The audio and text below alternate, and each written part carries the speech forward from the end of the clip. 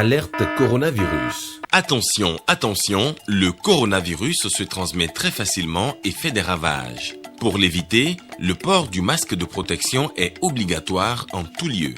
Dans l'administration publique ou privée, dans les réunions, les rencontres, dans les marchés, les magasins, les boutiques et lors des déplacements, le port du masque est obligatoire. Même dans les lieux privés, dès lors que l'on n'est pas seul, le masque doit être le fidèle compagnon. Mais attention, le port de masque de protection ne dispense nullement d'appliquer les autres mesures de prévention, notamment le lavage des mains à l'eau et au savon et l'observance de la distance de sécurité sanitaire d'au moins 1 mètre entre personnes. Enfin, s'abstenir de porter des gants en vue du lavage régulier des mains à l'eau et au savon ou de l'application de gel hydroalcoolique. Pour tout savoir sur l'épidémie du coronavirus au Bénin, rendez-vous sur le site web www.gouv.bj/coronavirus. Ceci est un message du gouvernement de la République du Bénin. Bonsoir à tous et bienvenue dans cette édition des régions. La République sœur du Niger veut s'inspirer de l'expérience du Bénin en matière d'exploitation agroécologique au centre Songaï. C'est ce qui justifie d'ailleurs la visite hier, jeudi, d'une délégation de l'Assemblée nationale du Niger au cabinet du président de l'Assemblée nationale. L'ambassadrice était aussi des États-Unis, bien sûr, du Bénin, était aussi reçue à l'audience. Voici le point avec Firmin Bassao. Une délégation de l'Assemblée nationale du Niger au cabinet de Louis Vlavonou, président de la représentation nationale du Bénin. Une visite de courtoisie qui s'inscrit dans le cadre d'une mission d'études au niveau du centre Songaï, un centre de formation agroécologique qui fait parler de lui dans la sous-région. On est venu s'inspirer des initiatives louables du centre Songaï. Et nous voulons que le centre Songaï nous accompagne pour créer un autre centre au Niger. Et en marge de la mission, nous avons demandé de rencontrer le président de l'Assemblée pour échanger sur les questions d'ordre général et des questions particulières entre le Niger et le Bénin. Il nous a rassuré vraiment tout ce qu'il y a comme problème. Il nous a rassuré qu'il va trouver des solutions. Et nous aussi, tout le problème qu'il a eu à poser par rapport surtout au pipeline, la question des transports de matériel dont les transporteurs béninois ont eu à faire des petits soucis, nous allons les prendre en charge pour trouver des solutions idoines. La deuxième personnalité reçue est l'ambassadrice des États-Unis près le Bénin. C'était la première fois que j'ai eu l'honneur de le rencontrer et nous avons discuté nos intérêts communs en tant que démocratie. Et j'ai beaucoup apprécié le temps qu'il a passé avec nous. La diplomate américaine était accompagnée pour la circonstance de sa chef de mission adjointe. Remise d'attestation de fin de formation aux jeunes en situation de handicap. C'est une initiative de l'ONG Handicap International pour accompagner le gouvernement dans ses efforts d'autonomisation des personnes handicapées.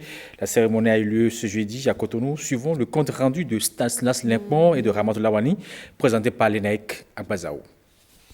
84 jeunes en situation de handicap reçoivent ici leur attestation de fin de formation dans différents métiers artisanaux. Ils étaient 104 au départ à s'inscrire dans 7 établissements publics et privés. 10 ont obtenu en cours de formation des opportunités de stage et d'emploi à l'ANPE. 7 ont été recalés pour une évaluation non concluante et 3 ont abandonné la formation pour diverses raisons. Cette formation a eu lieu dans 7 métiers: l'élevage de volailles et de moutons, la couture, la coiffure et tresse, la maintenance informatique, la pâtisserie, la cuisine-restauration et le graphisme. À la disposition de chaque apprenti désormais apte à exercer, l'ONG Handicap International met des équipements de travail ayant rapport avec le métier appris. L'organisation non gouvernementale tient à leur contribution au développement socio-économique du Bénin. La formation, parce que c'est des personnes, et puisqu'ils veulent participer à la création de la richesse, ils veulent aller sur le marché du travail, il leur faut des qualifications. Et c'est une formation professionnelle de courte durée. Ça varie globalement de 6 à 8 mois. Il y aura des missions de suivi que la fédération diligentera pour voir ce que vous faites de matériel reçu dans vos différentes localités dans un avenir proche. Maintenons le cap, chers acteurs, car plusieurs jeunes béninois handicapés nous attendent dans leur localité afin d'accéder aux mêmes opportunités que les heureux bénéficiaires de ce jour. Cette cérémonie de remise d'attestation marque aussi la mise en formation de la deuxième vague, celle de 74 jeunes en situation de handicap, bénéficiaires du projet Emploi et Handicap. Après les femmes, bien sûr, on parlera bien sûr de cette jante défi de la sécurisation foncière, accès des femmes aux filières et opportunités économiques en milieu rural. C'est le thème d'un atelier organisé ce vendredi, ici à Cotonou, initiative de Wildaf Bénin, en collaboration avec la Fondation Konrad Adenauer. L'objectif est d'assurer l'autonomisation de la femme en ce qui concerne le foncier. Gilles Dansou, Petroni Locoso. Cette table ronde s'inscrit dans les perspectives de l'autonomisation socio-juridique et socio-économique des femmes vulnérables, surtout en ce qui concerne le foncier. Augmenter l'accès des femmes aux terres agricoles, aux intrants, aux filières agroalimentaires et aux services financiers ruraux.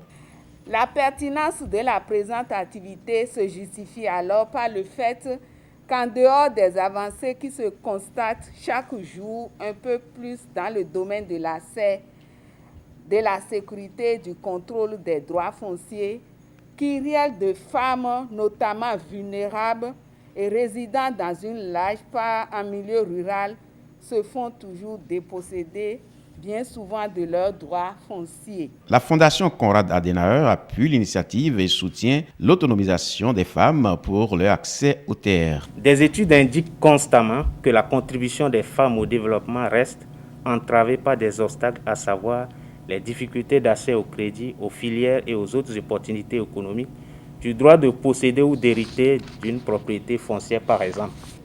Bien qu'il existe une volonté de la part des autorités pour la promotion des droits des femmes à travers la ratification de presque toutes les conventions internationales sur le sujet, force est de constater que les dispositions juridiques et réglementaires pour une égalité de droits et de chances entre les hommes et les femmes peinent encore. La situation ainsi décrite contribue à mettre la femme à l'écart des opportunités économiques, notamment dans le domaine agricole. On ne peut véritablement parvenir à des progrès économiques qu'en œuvrant vers plus de reconnaissance des droits fonciers des femmes. Même démarche du côté du ministère de l'Agriculture. La femme joue un rôle essentiel dans la production agricole. Les ressources foncières constituent un facteur déterminant pour les activités économiques, surtout en milieu rural. L'épanouissement des femmes dans ce milieu se heurte aujourd'hui aux difficultés d'accès limitées des femmes aux ressources productives et à l'emploi, à leur faible niveau d'éducation, formation et à leur faible participation aux organes de prise de décision et la méconnaissance de leurs droits. C'est pourquoi dans le plan stratégique de développement du secteur agricole PSDSA, la promotion du genre dans le secteur agricole passe par une politique de promotion des femmes dans le secteur agricole et rural. L'accès des femmes aux terres agricoles reste une nécessité. Alerte coronavirus. Attention, attention, le coronavirus se transmet très facilement et fait des ravages. Pour l'éviter, le port du masque de protection est obligatoire en tout lieu. Dans l'administration publique ou privée, dans les réunions, les rencontres, dans les marchés, les magasins, les boutiques et lors des déplacements, le port du masque est obligatoire. Même dans les lieux privés, dès lors que l'on n'est pas seul, le masque doit être le fidèle compagnon.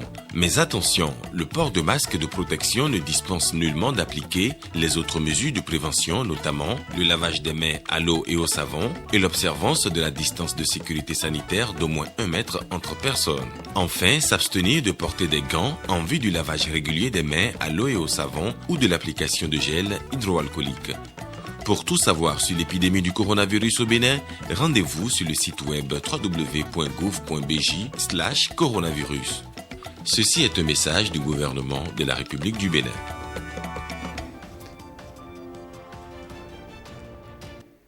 Voilà qui met thème à cette édition des régions retrouvées à 20h près vers Noutéou et à 23h30. Rachid Abemama, bonsoir chez vous et à demain 13h.